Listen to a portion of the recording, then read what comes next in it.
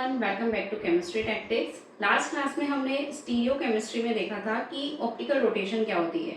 हमने पूरा पोलैरोमीटर जो है उसको स्टडी किया था कि किस तरीके से हमारी जो है प्लेन पोलराइज लाइट आती है और कोई हमारा ऑप्टिकल एक्टिव सब्सटेंस जो हमारी पोलैरोमीटर ट्यूब में रखा रहता है, सैंपल ट्यूब में, वहां से लाइट को रोटेट कर देता है किसी पर्टिकुलर एंगल पे। ठीक है, तो अब हम यहाँ पर देखने वाले हैं आज की जो ये ऑप्टिकल रोटेशन हुआ है, ठीक है, जो रोटेशन हुआ है उसको हम फाइंड कैसे करते हैं, वो एंगल हम कैसे निकालते हैं कि एंगल कितना है, ये कैसे फाइंड आउट करेंगे। तो जो ये ऑप्टिकल रोटेशन हम निकालते हैं, जो ये एंगल फाइंड करते हैं, ये डिपेंड करता है कुछ चीज़ों पे। जैसे कि आप जो ऑप्टिकल एक्टिव सब्सटेंस ले रहे हो उसकी कॉन्सेंट्रेशन क्या है, ठीक है, और आप जो सैंपल ट्यूब ले रहे हो वो उसकी पाथ लेंथ क्या है, मतलब लाइट जो है वो कितना पाथ कवर कर रही है, तो उसकी लेंथ पे डिपेंड करता है। तो यहाँ पर ये कुछ स्पेसिफिक चीजें होती हैं जो डिपेंड करती हैं कि आपका ऑप्टिकल रोटेशन क्या होगी। ठीक है, तो अभी ऑप्टिकल रोटेशन तो समझ आ गया है हमें कि इस तरह प्लेन पोलराइज लाइट को रोटेट करते हैं तो वो हमारी रोटेशन ऑप्टिकल रोटेशन होती है। अब एक टर्म आती है स्पेसिफिक रोटेशन। स्पेसिफिक रोटेशन ये क्या चीज होती है? देखो, है तो ये रोटेशन ही, क्योंकि नाम स्पेसिफिक कर दिया, स्पेसिफिक रोटेशन है तो रोटेशन ही, बट यहाँ पर कुछ चीजें हो रही होंगी, स्पेसिफिक कुछ हो रहा होगा। स्पेसिफिक से मतलब ये है कि देखो, हमारी जो रोटेशन है वो दो चीजों पे डिपेंड कर रही है।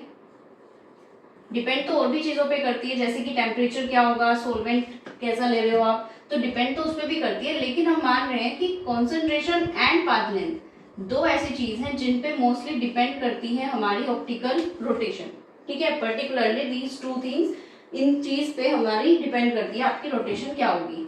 तो अगर हम कॉन्सेंट्रेशन और पाथ लेंथ इसको अगर हम देखें, तो अगर हम कॉन्सेंट्रेशन को किसी भी जो आपने लिया है सॉल्वेंट, उसकी अगर कॉन्सेंट्रेशन को हम 1 ग्राम पर मिलीलीटर ले लेते हैं एंड जो पाथ लेंथ है वो 1 डेसीमीटर या फिर 10 centimetre, because 1 decimetre is equal to 10 centimetre. तो अगर पाथ लेंथ हमारी ये है और कॉन्सेंट्रेशन इतनी है, तब हमारी रोटेशन कितनी होगी, उस चीज को हम बोलते हैं स्पेसिफिक रोटेशन। स्पेसिफिक वर्ड का मतलब यही है कि कोई चीज यहाँ स्पेसिफाई कर दी है कि यहाँ पर जो हमारा सॉल्वेंट हम ले रहे हैं, जो भी हम सब्सटेंस ले रहे हैं, उसकी अगर कॉन्सेंट्रेशन हम इतनी ले लें और उसकी जो पाथ लेंथ है हमारी ट्यूब की, उसको अगर हम 1 डेसीमीटर या 10 सेंटीमीटर ले लें, तब वहां पर कितना रोटेट करेगा, कितनी रोटेशन होगी, वो हमारी कहलाती है स्पेसिफिक रोटेशन। तो एक टर्म तो हो गई स्पेसिफिक रोटेशन और एक हो गई हमारी ऑप्टिकल रोटेशन। यानी जब हमने इन चीजों को पर्टिकुलरली नहीं लिया है, कोई भी कॉन्सेंट्रेशन आप ले रहे हो, कुछ भी पाथ लेंथ ले रहे हो, तब आपकी जो रोटेशन आ रही है वो ऑप्टिकल रोटेशन है। ठीक है, और अगर ये चीज स्पेसिफाई कर दी तो स्पेसिफिक रोटेशन है। ठीक है, अब ये जो स्पेसिफिक रोटेशन होती है, इसको फाइंड आउट करने का एक फॉर्मूला होता है। इसको फाइंड आउट करने का एक फॉर्मूला होता है ये वाला, alpha D is equal to alpha upon C into L. C यहाँ पर क्या है, where C is concentration, concentration in gram पर मिलीलीटर। एल क्या है यहाँ पर, पाथ लेंथ इन डेसीमीटर और 10 सेंटीमीटर। अल्फा क्या है यहाँ पर हमारी, ऑप्टिकल रोटेशन, जितनी रोटेशन बिना स्पेसिफाई करे चीजों को होगी, कोई एंगल कितना एंगल फॉर्म करेगा, वो अल्फा है, और यहां से हमारी पूरी अल्फा डी आ जाएगी स्पेसिफिक रोटेशन। ठीक है, यहाँ पर ये डी का मतलब क्या है कि इसको वेवलेंथ से शो कर रहे हैं, ये चीज जो है यहाँ पर वो वेवलेंथ को शो कर रही है। जो हम वेवलेंथ ले रहे हैं ना, जो हम पोलराइज लाइट ले रहे हैं, जो भी उस लाइट की वेवलेंथ को शो कर रहा है ये चीज। ठीक है, तो ये फॉर्मूला होता है, इससे हम फाइंड आउट करते हैं स्पेसिफिक रोटेशन। तो ये क्वेश्चन हमें दिया हुआ है, इसमें क्या कहा है कि an aqueous solution of optically pure compound of concentration in 100 milligram in 1 ml of water. तो यहां से हमें दी हुई है कॉन्सेंट्रेशन, कॉन्सेंट्रेशन सी इन 100 मिलीग्राम पर मिलीलीटर, 1 मतलब पर मिलीलीटर, 1 मिलीलीटर में 100 मिलीग्राम है। लेकिन मिलीग्राम तो हमें नहीं चाहिए था, हमें तो ग्राम पर ml में कॉन्सेंट्रेशन चाहिए थी, तो यहाँ पर इसको पहले चेंज ही कर लेते हैं। तो मिलीग्राम मतलब 10⁻³ ग्राम पर मिलीलीटर, ठीक है। 1 ग्राम इज इक्वल टू कितना होता है, 10⁻³ milli, sorry 1 gram is equal to होता है 1000 मिलीग्राम, ठीक है। 1 gram is equal to 1000 milligram. तो इसको मिलीग्राम को हमने चेंज कर लिया इनटू ग्राम, ठीक है। मिली वर्ड जहां पर भी आता है, मिली का मतलब 10⁻³ होता है। अगर यहाँ पर मिलीलीटर आता है और उसको हमें लीटर में चेंज करना है तो भी हम -3 10⁻³ लीटर उसको लिखेंगे, ठीक है। कॉन्सेंट्रेशन तो आ गई हमारी। नेक्स्ट देखो क्या है, measured in a quartz tube of 5 centimetre length. तो अब इसकी जो लेंथ है वो है 5 सेंटीमीटर, चेंज हमें करनी है किसमें, डेसीमीटर में, ठीक है। अब हमारा जो 1 डेसीमीटर था वो किसके इक्वल था, 10 सेंटीमीटर के। तो यहाँ हम इसको ऐसा लिख सकते हैं 10 centimetre is equal to 1 decimetre. एक ही बात है, दोनों साइड किसी भी साइड कर सकते हो। अगर 10 सेंटीमीटर 1 डेसीमीटर है तो 1 सेंटीमीटर कितना होगा, इसका 1/10 डेसीमीटर यही होगा। हमें दिया कितना है 5 सेंटीमीटर, तो 5 सेंटीमीटर कितना आ जाएगा 5/10 डेसीमीटर, ठीक है। या तो 5/10 रख लो या फिर इसको 1/2 करके 0.5 भी लिख सकते हो, ठीक है। यहाँ से हमने चेंज कर लिया, तो लेंथ जो आ गई इसकी 5 सेंटीमीटर या फिर 0.5 डेसीमीटर आ गई, ठीक है। अब हमें क्या फाइंड करना है, अच्छा यहाँ पर ये जो दिया हुआ है -3 डिग्री, ये क्या दिया हुआ है आपको, ये हमें दिया हुआ है an aqueous solution of optically pure compound concentration this of water and measured in a quartz tube of 5 centimeter length was -3 degree. यहाँ पर जो ऑप्टिकली प्योर कंपाउंड है उसकी जो रोटेशन है वो ये दी हुई है हमें कि जो रोटेशन वो करेगा वो कितनी होगी -3 डिग्री। तो अब हमें यहाँ पर स्पेसिफिक रोटेशन को फाइंड आउट करना है, अल्फा डिवाइड बाई CL, ये वाला फॉर्मूला लगेगा यहाँ पर। तो अल्फा की जगह तो आप -3 लिखोगे डिग्री में, और C हमारा कॉन्सेंट्रेशन कितनी है, अगर हम इसको थोड़ा सोल्व करके लिखें तो 100 को हम लिख सकते हैं 10⁻², दोनों पावर्स क्या हो जाएंगी यहाँ पर, क्योंकि 10⁻² -3 हो जाएगी, ऐड होती हैं पावर्स, 2 - 3 यानी कितना आ गया 10⁻⁻1। तो यहाँ पर 10⁻⁻1 ग्राम पर मिलीलीटर है ये ऑलरेडी। लेंथ हमारी कितनी है इसमें 0.5 डेसीमीटर, ये चीज आ गई। ये 10⁻⁻1 है, इसको हम ऊपर भी लेकर जा सकते हैं, तो -3 × 10 डिवाइड बाई 0.5, 30 डिवाइड बाई 0.5, और इसको अगर आप कैंसिल करोगे तो ये आ जाएगा -60 डिग्री, ठीक है। ये आ गई हमारी स्पेसिफिक रोटेशन, यानी जो अब हमारा ऑप्टिकली एक्टिव सब्सटेंस है वो हमारी प्लेन पोलराइज लाइट को 60 डिग्री रोटेट कर देगा, स्पेसिफिक रोटेशन, ठीक है। अगर इतना हम पर्टिकुलरली इतना सैंपल अगर हम कॉन्सेंट्रेशन ले रहे हैं तो, ठीक है, ओके। अच्छा यहाँ पर माइनस साइन आया है, तो माइनस का मतलब क्या हो गया कि ये हमारा लेफ्ट साइड रोटेट करेगा। जब प्लेन पोलराइज लाइट जाएगी ऑप्टिकली प्योर कंपाउंड के पास, तो ये जो कंपाउंड है उस लाइट को माइनस यानी लेफ्ट साइड में लेवो रोटेटरी रोटेट कर देगा, ठीक है, -60 डिग्री पे। तो इस तरीके से क्वेश्चन सॉल्व करते हैं। एक दो क्वेश्चन और देख लेते हैं। तो इस क्वेश्चन में दिया हुआ है स्पेसिफिक रोटेशन आपको फाइंड आउट करनी है। फिर से दिया हुआ है 1 gram of sample dissolve in 20 millilitre of ethanol. तो अब यहाँ पर जो सोलवेंट है वो इथेनॉल है, और सैंपल का कितना लिया है आपने 1 ग्राम पर 20 ml, यानी कि इतना दिया हुआ है 1/20 ग्राम पर ml, इसको हम बोल सकते हैं 1/20 ग्राम पर ml। तो ये इसकी दी हुई है क्या कॉन्सेंट्रेशन, ठीक है। Then 5 ml of this solution is placed in 20 centimetre tube. देखो पहले तो क्या किया है कि सैंपल का 1 ग्राम लिया आपने, 1 ग्राम सैंपल लिया, उसको इथेनॉल के कितने 20 ml इथेनॉल में डिजोल्व कर दिया, सब चीजें डिजोल्व हो गई। फिर उस सॉल्यूशन से 5 ml उस सॉल्यूशन को निकाला, ठीक है। अब 5 ml सॉल्यूशन को निकाला और फिर उसको रखा हमने 20 सेंटीमीटर लेंथ की ट्यूब में, 20 सेंटीमीटर ट्यूब। तो यानी लेंथ तो है 20 सेंटीमीटर और जो सॉल्यूशन है हमारा, क्योंकि आपने 1 ग्राम को 20 ml में लिया है और फिर उससे 5 ml निकाला है, तो यहाँ पर कंफ्यूजन ये हो सकता है कि 20 ml भी दिया हुआ है, 5 ml भी दिया हुआ है, तो हम 1/20 1/5 क्या करें। तो यहाँ पे आपको 1/20 ही करना है, क्योंकि इथेनॉल आपका 20 ml है, उसमें 1 ग्राम डिसोल्व किया है, पूरा एक सॉल्यूशन बन चुका है, तब उस सॉल्यूशन में से आपने 5 ml बाहर निकाला। ठीक है, उस सॉल्यूशन का 5 ml लेके आपने उसको क्वार्ट्ज ट्यूब में, जो भी ट्यूब होगी सैंपल ट्यूब, उसमें रख दिया। ठीक है, तो यहाँ पर जो कॉन्सेंट्रेशन आई है ना वो तो इतनी ही है। यहाँ पे सिर्फ आपको ये 5 ml जो दिया हुआ है ना, ये कंफ्यूज करने के लिए दिया है कि सोचना पड़े कि 5 ml का क्या करें, जो 5 ml दिया है उसको कहाँ पुट करें। तो उसको कहीं पुट नहीं करना है, आपको जो सोल्यूशन दिया हुआ है टोटल, उसका आपने 1/20 टोटल कॉन्सेंट्रेशन जो थी वो इतनी है। अगर आपकी 5 ml उस सॉल्यूशन को निकाल लोगे तब भी कॉन्सेंट्रेशन इतनी ही रहने वाली है। ठीक है, बात कॉन्सेंट्रेशन की हो रही है, यहाँ पर अमाउंट की बात नहीं हो रही कि कितना अमाउंट आप ले रहे हो। अगर अमाउंट की बात होती फिर तो हम 5 ml लेते, कि हमें अमाउंट 5 ml लिया हुआ है, उसी पे हमने एक्सपेरिमेंट किया है।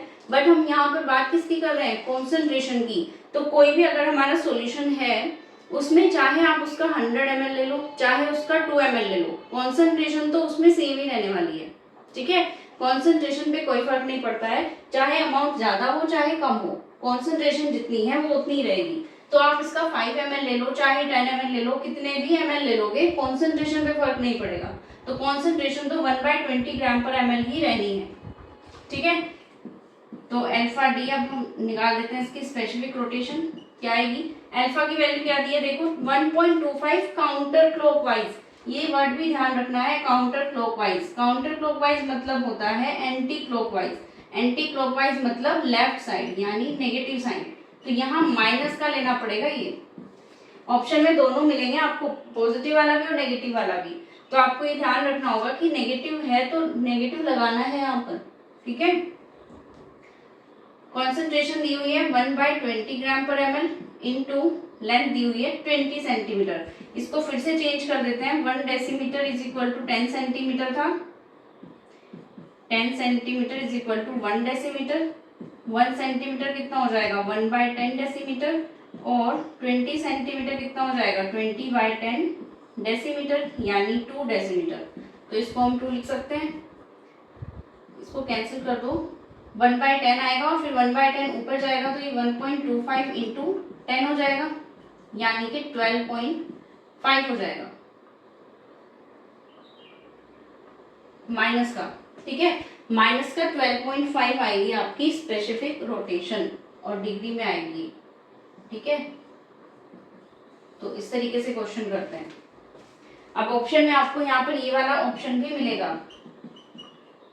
अब कौन सा लगाना है, माइनस वाला, क्योंकि वर्ड यहाँ पर स्पेसिफाई कर दिया है कि काउंटर क्लॉकवाइज ही है। अगर कुछ ना दिए होता तब तो आपका पॉजिटिव ही रहता है, ये चीज यहाँ पर पॉजिटिव ही है। लेकिन अगर काउंटर क्लॉकवाइज लिख दिया है, एंटी क्लॉकवाइज लिख दिया है, तब आपको नेगेटिव साइन नहीं भूलना है। ओके, तो ये तो हुए हमारे स्पेसिफिक रोटेशन से रिलेटेड क्वेश्चन। अब कुछ क्वेश्चन आएंगे इनएंशियोमेरिक से रिलेटेड। इनएंशियोमेरिक एक्सिस क्या होती है, लास्ट क्लास में थोड़ा सा हिंट दिया था उसके बारे में, क्या होती है। तो लास्ट क्लास में हमने देख लिया था इनएंशियोमेरिक एक्सिस होती क्या है। जो हमारा कोई भी सैंपल है उसमें हमारा जो ऑप्टिकली एक्टिव सब्सटेंस जो हम ले रहे हैं उसमें क्या होगा, हमारा हो सकता है कि आर इनएंशियोमर भी हो और एस भी हो, दोनों ही पार्ट हो हमारे इनएंशियोमर के। अब जो एक हमारा आर या एस, इनमें से कोई एक उसको पॉजिटिव साइड रोटेट करेगा, एक उसको नेगेटिव साइड रोटेट करेगा, मतलब एक लेफ्ट साइड एक राइट साइड रोटेट करेगा। अगर दोनों का अमाउंट हम 50-50% ले लेते हैं तो क्या कोई रोटेशन होगी वहां पर, जितना इसने इसको रोटेट किया उतना ही फिर ये वापस इसको रोटेट कर देगा लेफ्ट साइड, जितना राइट साइड रोटेट करेगा उतना ही लेफ्ट साइड फिर से रोटेट हो जाएगा ये, क्योंकि दोनों का अमाउंट सेम है। ठीक है, अगर दोनों की ही सेम 50-50% अमाउंट है तो फिर ये एक जितना उसको राइट साइड में रोटेट करेगा दूसरा उतना ही उसको लेफ्ट में रोटेट कर देगा, तो कोई फर्क ही नहीं पड़ेगा, तो ऑप्टिकल रोटेशन होगी ही नहीं। तो इसलिए क्या होता है कि अगर कोई अमाउंट मान लो 40% है और एक 60% है, अगर ऐसा है तब तो हो सकता है। तो जिसकी वैल्यू ज्यादा होती है, मान लो ये R है और ये S है, तो अगर S इनएंशियोमर की ज्यादा है 60% और ये इसको पॉजिटिव साइड रोटेट कर रहा है, तो मतलब राइट साइड में इसको रोटेट कर देगा। ठीक है, अब यहाँ पे 40% और 40% अगर दोनों का ले रहे हैं तो फिर कितना आ रहा है 80%, 40-40, बचा कितना 20%। तो ये जो बची हुई चीज है ना, ये होती है एनेंशियोमेरिक एक्सिस। इसको डबल ई से इस तरह रिप्रेजेंट कर देते हैं, एनेंशियोमेरिक एक्सिस। एक्सिस का मतलब कोई चीज जब ज्यादा हो जाती है, तो जिस भी एनेंशियोमेर का अमाउंट ज्यादा है वो उसकी एनेंशियोमेरिक एक्सिस होती है। तो इसको हम कैसे फाइंड आउट करते हैं? एक तो मेथड ये है कि हम इसको मेजर माइनस फाइनल करके निकाल दें, जैसे हमने अभी किया। जो हमारी मेजर वाली है 60%, उसमें से हमने 40% को माइनस कर दिया, कितना आ गया 20%। ये तो उस केस में है जब आपको क्वेश्चन में दे के रखेंगे कि मेजर वाला इतना है, माइनर वाला इतना है। ठीक है, ये तो आपको मान लो ये 70 दे दिया और ये आपको 50, ये आपको 30 दे दिया, तो एनेंशियोमेरिक एक्सिस कितनी हो जाएगी, इसमें से माइनस करके आ जाएगा, यानी कि 40%। ठीक है, तो ये चीज तो आपकी निकल जाएगी अगर आपको क्वेश्चन में मेजर माइनर दिया हुआ है। बट अगर नहीं दिया है तो हम कैसे फाइंड आउट करेंगे? उसका फॉर्मूला होता है, एनेंशियोमेरिक एक्सिस निकालने का एक फॉर्मूला होता है, उसको मैं डबल ई से रिप्रेजेंट कर दूं अगर, ऑप्टिकल रोटेशन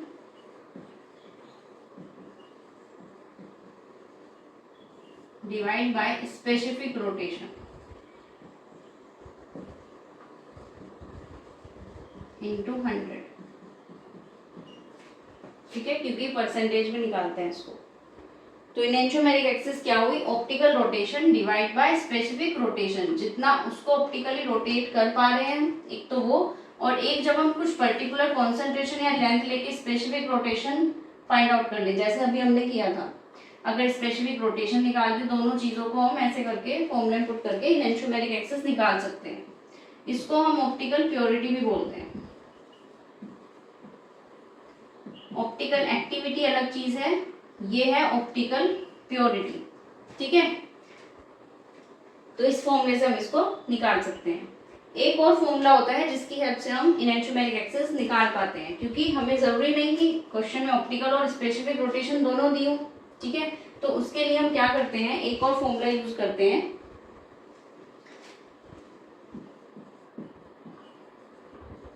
ऑब्जर्व्ड रोटेशन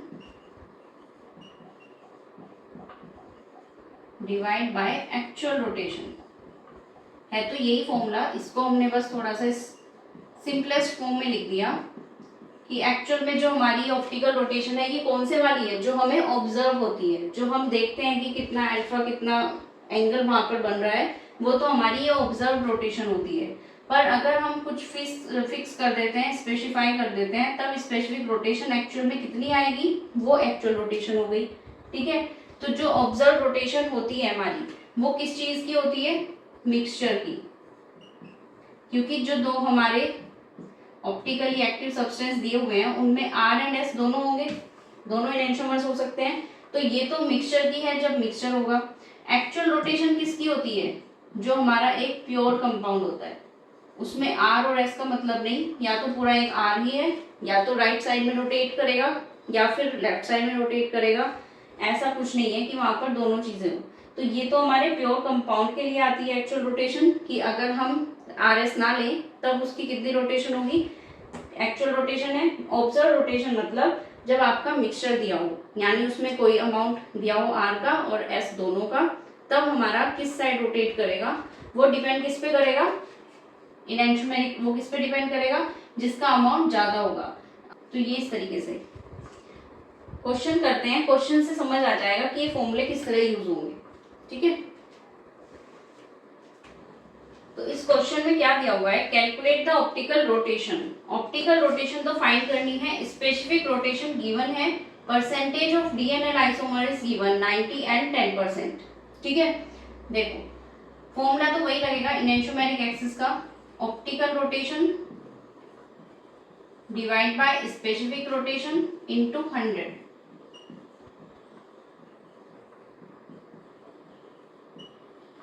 क्योंकि यहाँ पर हमें स्पेसिफिक रोटेशन भी गिवन है, ऑप्टिकल रोटेशन तो हमें फाइंड आउट करनी है क्या होगी। स्पेसिफिक रोटेशन हमें गिवन है कितनी है 20 डिग्री। इनेंशियोमेरिक एक्सिस अगर हमें पता चल जाए तो हम निकाल लेंगे इसको।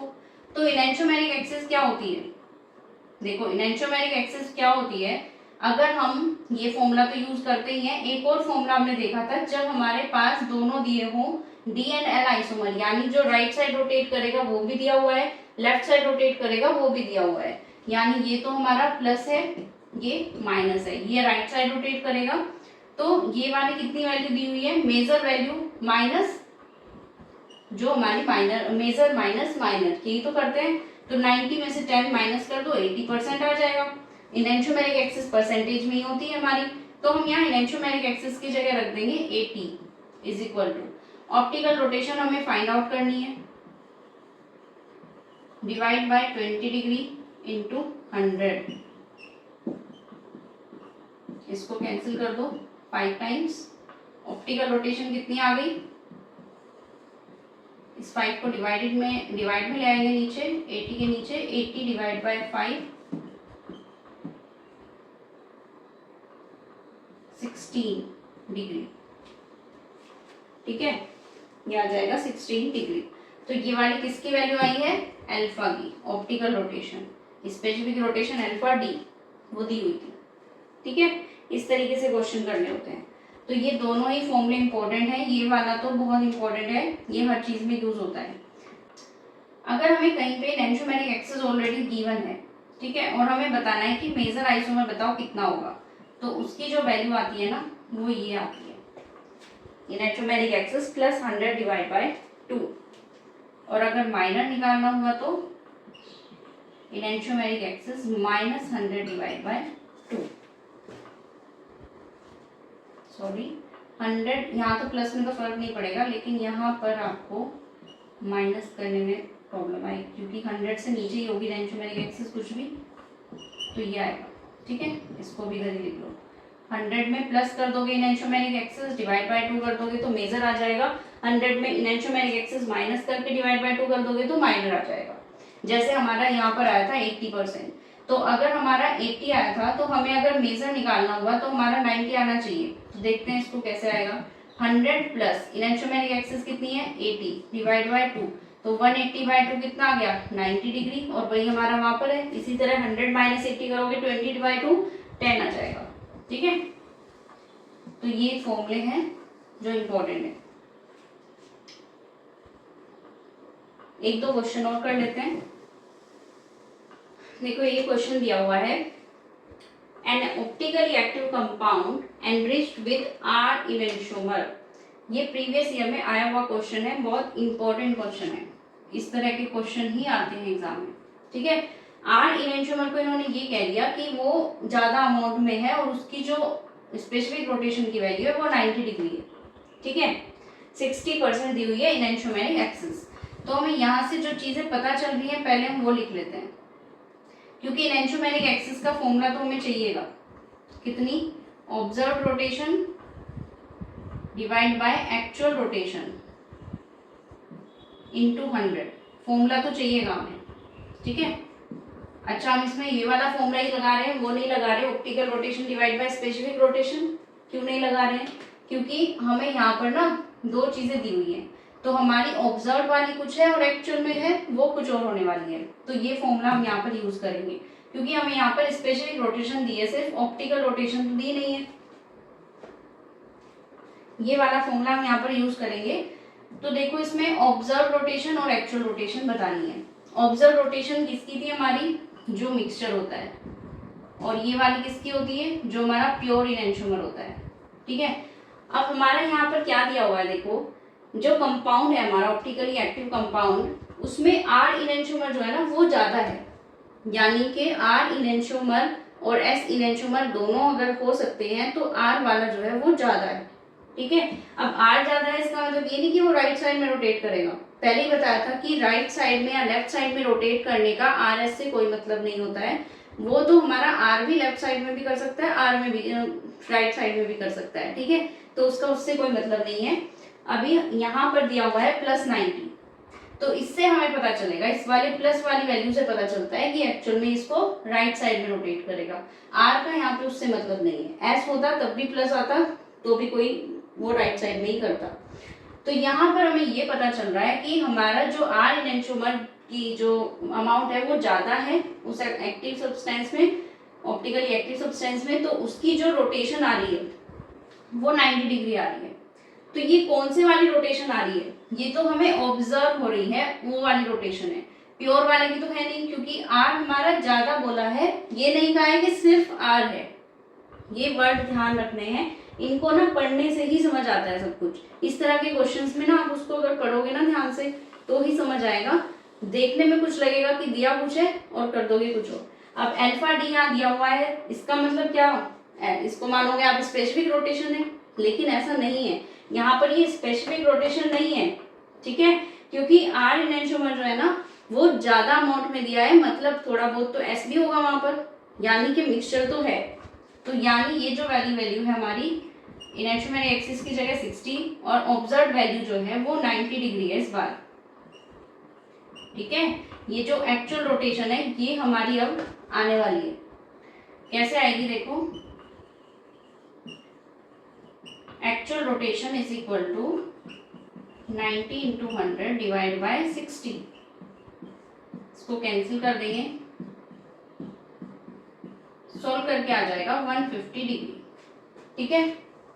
कैसे किया है, बस इसको सॉल्व ही किया है और कुछ नहीं किया, तो 150 डिग्री आ गया इसकी एक्चुअल रोटेशन। यानी कि हमारी जो स्पेसिफिक रोटेशन है वो तो उसको इधर की साइड रोटेट कर दी, ये भी प्लस में ही है, ठीक है, ये भी प्लस ही साइन दिया हुआ है, तो एक्चुअल जो रोटेशन आ रही है हमारी, जो स्पेसिफिक रोटेशन है वो 150 है। यानी कि अगर हमारा वो मिक्सचर है तो एक्चुअल में तो हमारा वो उसको 150 डिग्री रोटेट करता अगर हमारा कोई प्योर वाला एनेंटियोमर होता, क्योंकि अब वहां पर थोड़ा सा आर भी है और एस भी है, अगर सिर्फ आर होता तो वो उसको राइट साइड में थोड़ा ज्यादा रोटेट कर देता। अब क्योंकि यहाँ पर थोड़ा सा हमारा एस वाला भी है तो वो उसको उतना राइट साइड में नहीं जाने दे रहा है, उसको राइट से थोड़ा सा लेफ्ट साइड में रोटेट कर रहा है, इसलिए वो रोटेशन इतनी नहीं हो पा रही है। देख रहे हो अमाउंट कितना ज्यादा है, यानी कि यहाँ पर अगर हम एंगल की बात करें तो अगर हमारा यहाँ पर ये जो एंगल है, अगर हमारा कोई सब्सटेंस यहाँ पर है, मान लो इस सब्सटेंस को यहाँ से 150 के अराउंड रोटेट करना है, मतलब ये वाली चीज यहाँ से यहाँ आ गई, ये वाली चीज पहले यहाँ पर थी अब ये यहाँ आ गई है, तो यानी जो रोटेशन हुई है एक्चुअल में वो 150 डिग्री रोटेट हुआ है, ठीक है। लेकिन यहाँ पर सिर्फ आर ही थोड़ी ना है, थोड़ा सा एस भी है, अगर ये हमारा सिर्फ आर होता, ओनली आर, तब तो ये 150 डिग्री रोटेट करता, लेकिन क्योंकि यहाँ पर एस भी है थोड़ा सा, आर ज्यादा है बस, तो एस भी है थोड़ा सा, तो ये कितना रोटेट कर रहा है इसको, ये इतना नहीं कर पा रहा है, ये इसको सिर्फ 90 डिग्री रोटेट कर पा रहा है, ठीक है, क्योंकि एस वाले ने उसको थोड़ा सा लेफ्ट साइड रोटेट कर दिया होगा, ठीक है, इस तरीके से।